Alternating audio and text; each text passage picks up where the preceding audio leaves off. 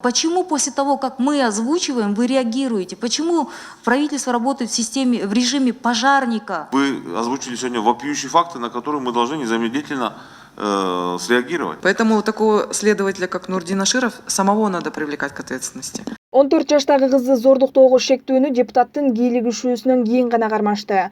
Жабырлануучу кыздын апасы билдиргендей, Максат аттуу жаран өспүрүм кызын БМВ үлгүсүндөгү жеке унаасына салып зордуктаган окуя Сокулуктун Чаткөл айылында өткөн жылдын сентябрь айында орун алган. Кыздын апасы 14 декабрда милицияга арыз жазган, бирок күч органдарынын кызматкерлери кылмышка шектүү жабырлануучу менен бир айылда жанаша жашаганына карабай, жыныстык зомбулук көрсөтүү делген адамды жарым жыл бою кармаган эмес. Бул тууралуу депутат Эльвира Сурабалдиева айтып чыкты.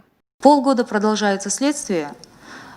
Насильник живет в том же селе. Арыз жазылган күндөн бери жарым жыл өттү. Зордукчул ошол эле айылда жашайт.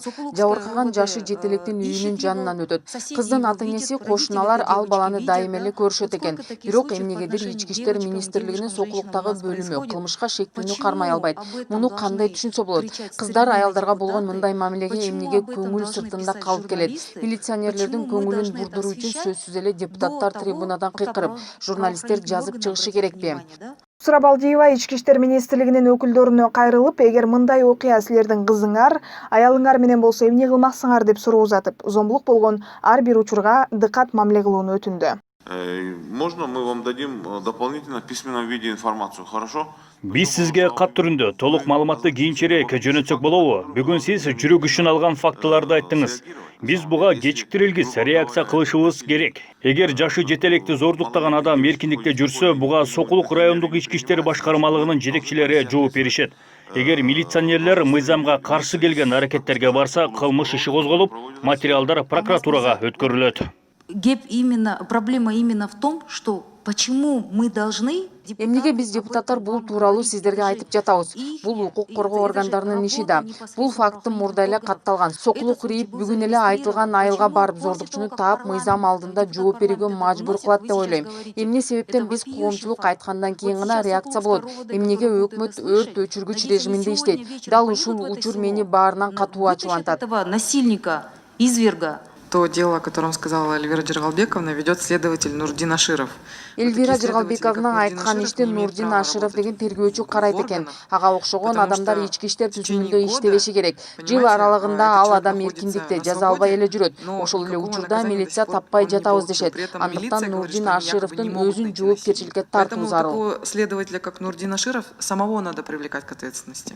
Сурабалдиева айткандай эле, өспүрүмгө жыныстык зомбулук көрсөттү деген адам депутаттардын билдирүүсүнөн соң ошол эле күнү түнкү саат 12:30 чамасында Бишкек шаарында криминалдык милиция тарабынан колго түшүрүлдү.